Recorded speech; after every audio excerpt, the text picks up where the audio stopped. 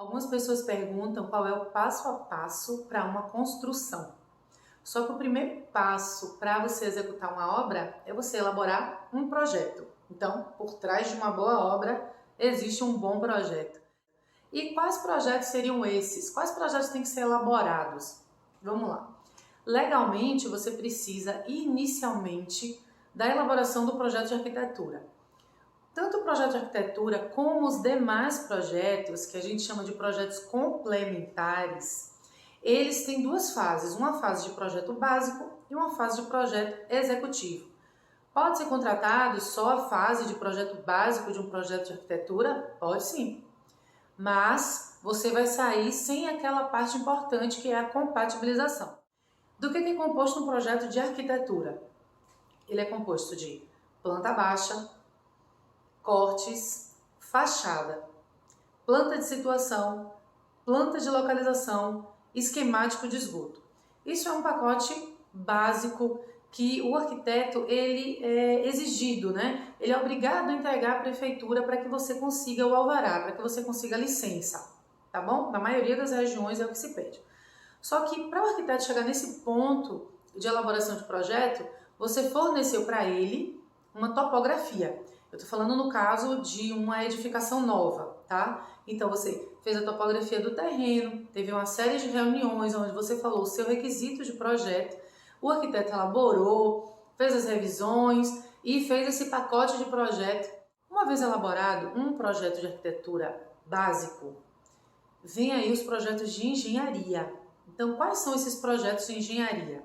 No geral, independente de ser casa ou uma instituição, no geral você tem o projeto estrutural, o projeto elétrico, hidráulico. Quando é instituição, não é uma residência unidomiciliar, por exemplo, você tem também incêndio, SPDA, né? Mas vamos falar de cada tipo. Um projeto de estrutura. O que você precisa entregar ao estruturalista?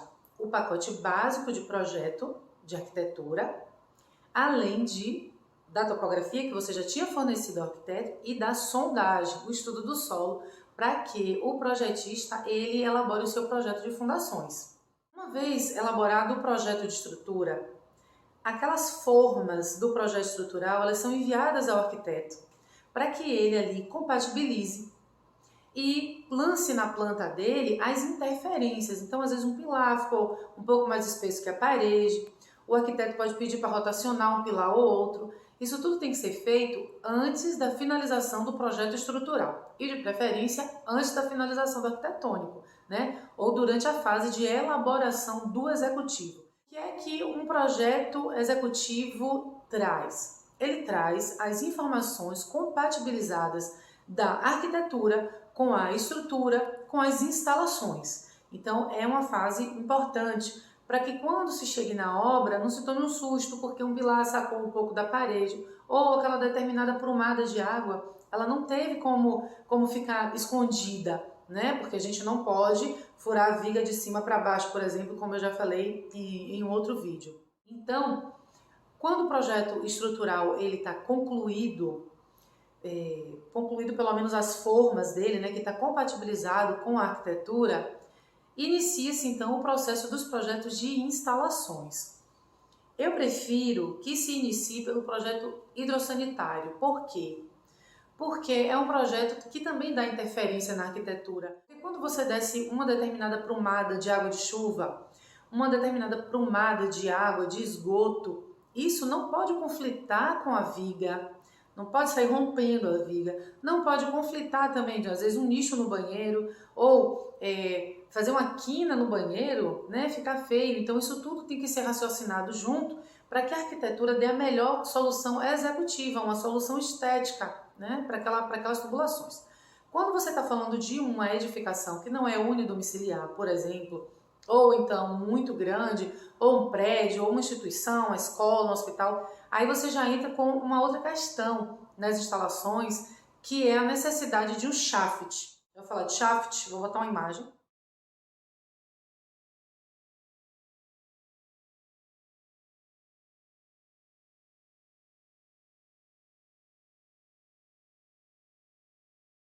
é por onde descem todas as prumadas de instalações hidrossanitárias e também as prumadas de elétrica, pelo shaft. Por quê? Porque fica mais fácil de você fazer uma manutenção, porque você sabe que está todo mundo passando ali, naquele lugar, né? Seria perfeito, o mundo ideal é que todas as edificações tivessem o shaft e você tivesse como fazer uma manutenção naquele shaft, mas nas residências eu sei que é mais complicado mesmo, né? Ter um shaft. Só que nas instituições não, tem que ter shaft, né? Para poder você fazer as devidas manutenções e às vezes até mudanças, como acontece muito em hospital ou em instituições como escolas também. Então, o projeto hidrossanitário, ele tem a parte de coleta de água de chuva, que às vezes tem reaproveitamento de água de chuva. Ele tem a parte de alimentação predial, que pode ter poço ou não, né? Você pode ter alimentação vinda da concessionária e você pode ter alimentação vinda de um poço, por exemplo. Você tem também a parte do esgotamento sanitário, que a depender da sua região, você lança na rede da rua, ou você lança numa fossa, ou num sistema de tratamento, numa estação de tratamento de esgoto, por exemplo. Cada caso é um caso e precisa ser estudado pelo engenheiro civil que faz os projetos de instalações hidrossanitárias. Algo muito importante para se levar em consideração no projeto hidrossanitário é o reaproveitamento da água de chuva, né? A questão da consciência ecológica. De que forma a gente pode fazer o reaproveitamento da água de chuva? Para lavagem de piso, de garagem, lavagem de estacionamento, rega de jardim. Tem várias formas de fazer o reaproveitamento e é bem importante levar em consideração isso e também tipo pontos externos de água. Eu tenho uma área grande gramada, eu vou ter um sistema de irrigação, considerar os pontos para alimentar esse sistema de irrigação. Tudo isso tem que ser levado em consideração no projeto hidrossanitário. A posição do reservatório também precisa constar na arquitetura, tanto o inferior quanto o superior, porque eles têm uma casa de bombas, né? Então a gente precisa levar em consideração o reservatório e o acesso à casa de bombas. Você às vezes vê o reservatório deslocado em relação à laje, não é só por uma questão de manutenção, mas é por uma questão também de pressão de água no ponto mais alto, que seria no caso do chuveiro do último andar. A gente precisa de uma pressão mínima para a pessoa tomar um banho agradável, de 1 MCA, né? 1 metro de coluna d'água para a pessoa tomar um banho confortável. Quando não é possível você conseguir essa altura elevando o seu reservatório, o pessoal toma partido de pressurizador. Então, mais uma vez, é muito importante essa questão da compatibilização com a arquitetura, porque aumentar essa altura influencia na fachada. Não pode ser uma decisão unilateral tomada pelo projetista e muito menos pelo executor. O projeto hidrossanitário ele vem cheio de detalhes, vem com o isométrico, vem com o quantitativo super elaborado, né? É um projeto bem minucioso e bem complicado de fazer, eu sei porque aqui no escritório a gente lida com todas as disciplinas, a minha especificamente a estrutura, mas eu sei que hidrossanitário dá realmente muito trabalho de detalhamento, mas é muito importante na obra para que não se tome a decisão errada. Então, um exemplo de um problema que acontece quando você não faz o projeto hidrossanitário. Você tem retorno de gases. Então, o pessoal não coloca a tubulação para ter o respiro e simplesmente os odores ficam acumulados na tubulação e de repente elas rompem o selo hídrico do ralo, da caixa sifonada no caso, ou da pia, né, do sifão ali, e simplesmente começa a sair aquele mau cheiro pela pia, a pessoa não sabe o que é porque na verdade faltou uma tubulação. Então, o projeto hidrossanitário faz com que você não tenha esse problema de retorno de gases, não tenha um problema também da água acumulando porque a tubulação simplesmente ela não dá vazão. É bastante importante a elaboração desse projeto. Tão importante quanto ele é a compatibilização com a estrutura e com a arquitetura. Né? A gente não pode deixar para que a obra tome uma decisão a respeito de onde vai descer determinada prumada ou de que forma aquilo vai ficar escondido, porque pode matar um projeto de arquitetura, né? E além disso pode matar uma viga também. Vou colocar uma imagem de uma tubulação rompendo uma viga de concreto.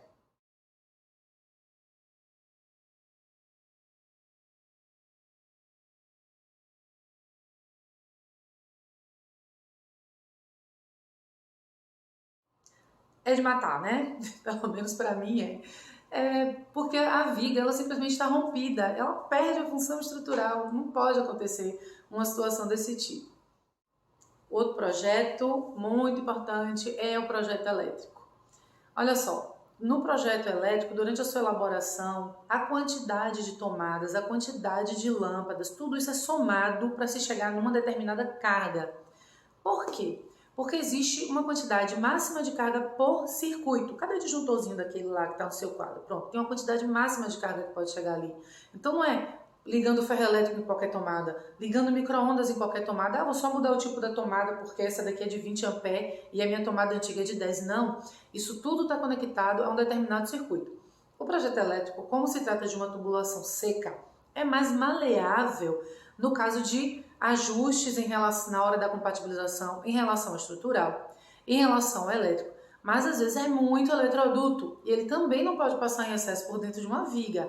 Vou também colocar uma imagem de uma situação indesejada para a instalação elétrica quando você compatibiliza com a estrutura.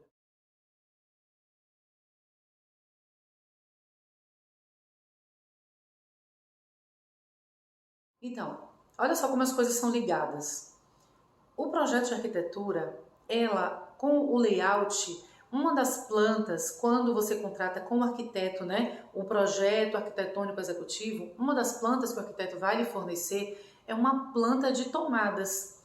A outra planta que ele vai te fornecer é o estudo luminotécnico, porque o projeto elétrico, ele não traz a solução de layout, nem a solução de iluminação, não. Quem traz é a arquitetura. Por exemplo, essa luz que está aqui atrás de mim é uma lâmpada amarela que eu gosto muito. O projeto elétrico ele só faz alimentar essa lâmpada. O tipo da lâmpada, o tipo da luminária foi definido lá na arquitetura, entende? Então, o arquiteto fornece uma planta de pontos de tomada, de luminotécnico, onde ele fez todo um estudo em função do layout, em função do clima que ele quer dar naquele ambiente. E o engenheiro eletricista ou engenheiro civil que estiver elaborando o projeto elétrico, engenheiro civil apenas se for de baixa tensão, né? O engenheiro eletricista média alta tensão, em alguns lugares se permite que o engenheiro civil elabore o projeto de média.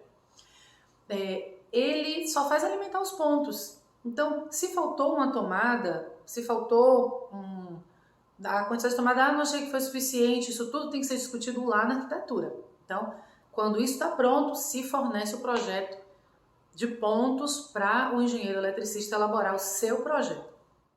Vamos lá, estou numa residência, né? Elaboramos todos os projetos.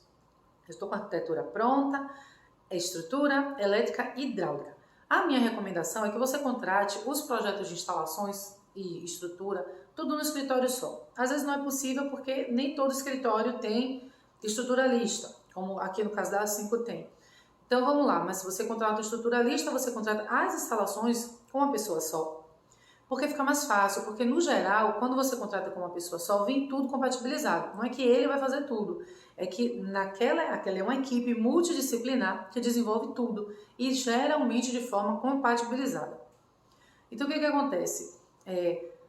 Eles vão pegar aquele pacote de projetos e entregar ao arquiteto ou a alguém que vai executar a compatibilização, geralmente o arquiteto.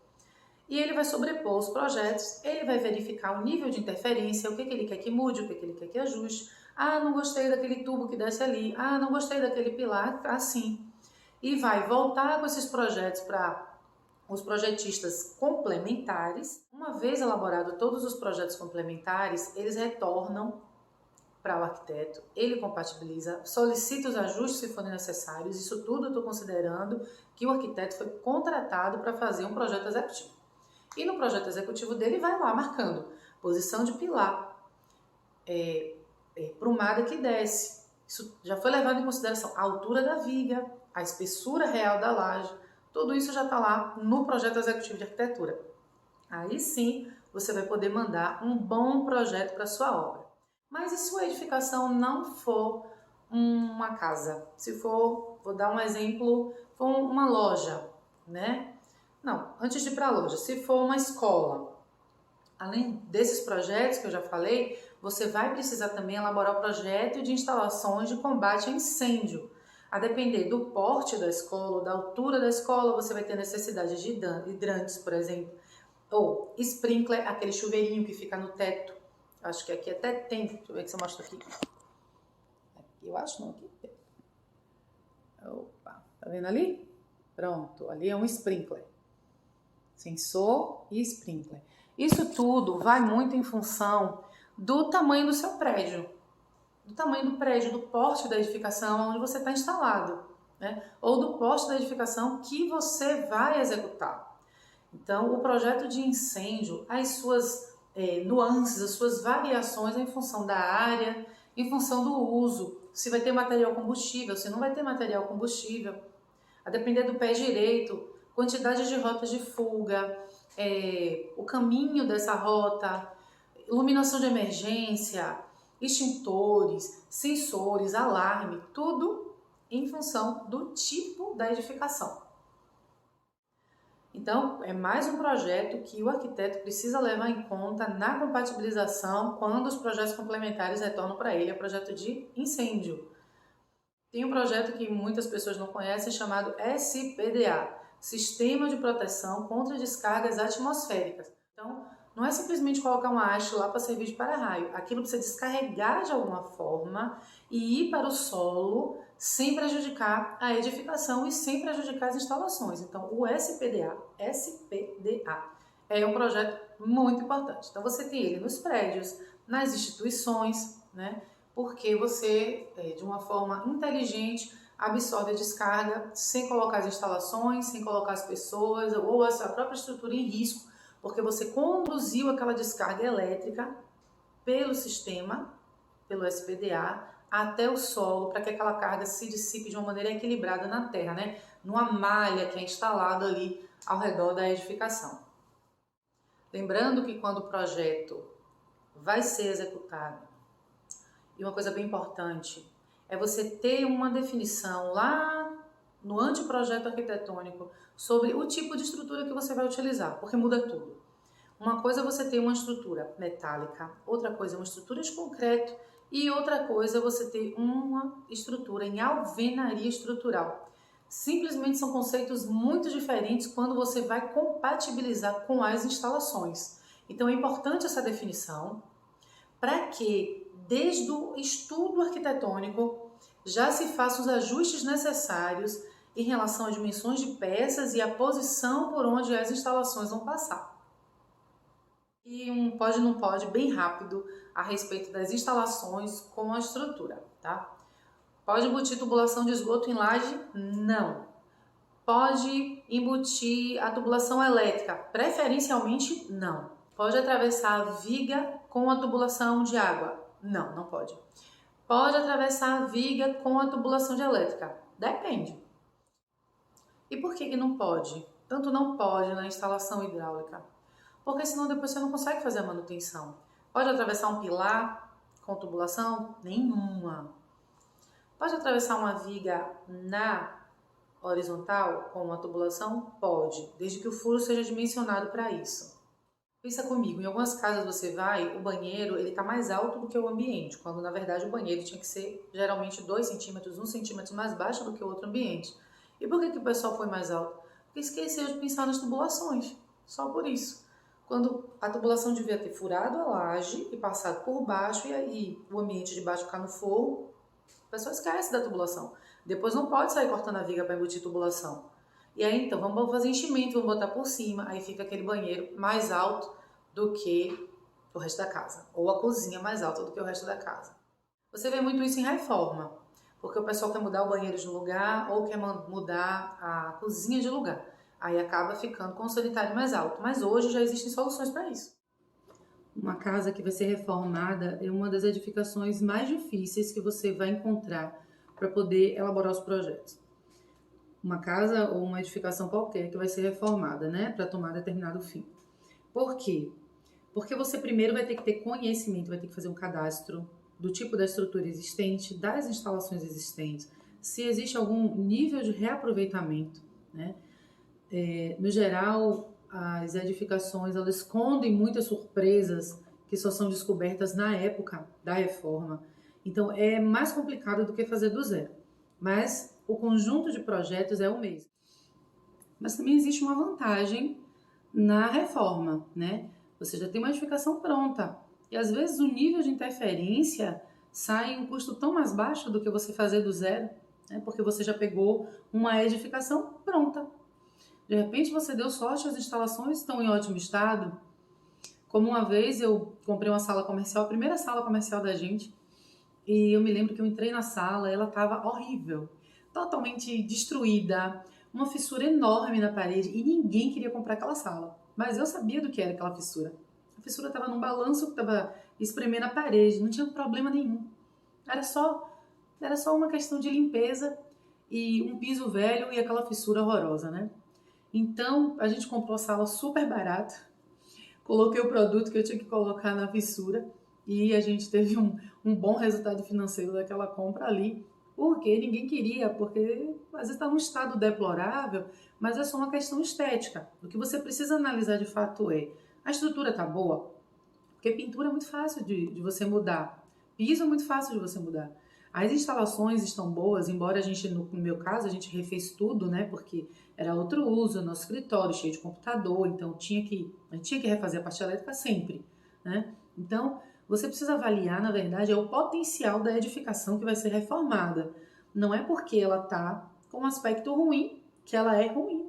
Então, como dizem, né? Às vezes, por causa de uma cara feia, você perde um bom coração. E assim também é uma edificação que precisa ser reformada.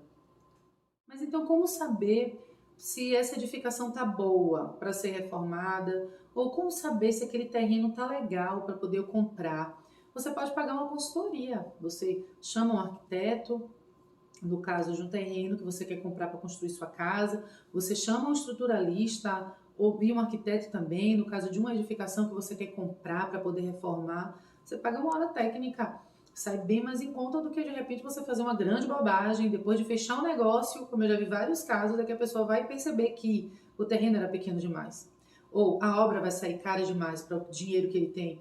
Então, é muito importante que você esteja assessorado desde o início em relação à sua aquisição, para que você tenha um retorno financeiro ou possa fazer o seu investimento dentro daquele capital que você tem. Já tive situações, por exemplo, onde o cliente achou que a fissura não era nada e a fissura era perigosíssima. Ou situações onde o cliente achou que a fissura era um negócio terrível e não era nada. Quer dizer, nada entre aspas, né? Era uma coisa boba, fácil de resolver, nada que comprometesse a estrutura de fato. Então, é muito importante que você esteja assessorado com os profissionais corretos quando você for adquirir o seu imóvel. E você, arquiteto, qual é a hora certa de você chamar os projetos complementares? Bem, na minha concepção, desde o início.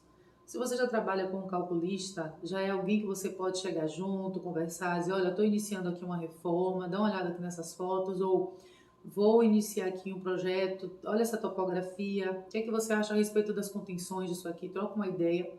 É bom que você tenha os seus parceiros, né? Aquelas pessoas com quem você está acostumado a trabalhar e que você faça aquela consulta rápida, é uma parceria, né? Depois você vai fazer a indicação dele para o seu cliente, para que vocês trilhem junto aí essa jornada. Então, desde o início, o momento é desde o início, principalmente se forem acontecer contenções no terreno novo ou demolições no caso de uma reforma. Porque principalmente no caso de demolições, não dá para a gente sair derrubando qualquer parede, não dá para a gente sair tratando a edificação, ah não, vou pegar só essa parede e jogar 20 centímetros para cá. Entenda, tudo vai depender muito do orçamento do cliente. Qual é o budget dele? O que é que ele tem para poder gastar? Se ele tem condição de ficar fazendo um reforço, porque você precisa chegar a parede 20 centímetros para o lado, mas se ele não tem condição, não adianta fazer, porque não dá para botar uma edificação em risco.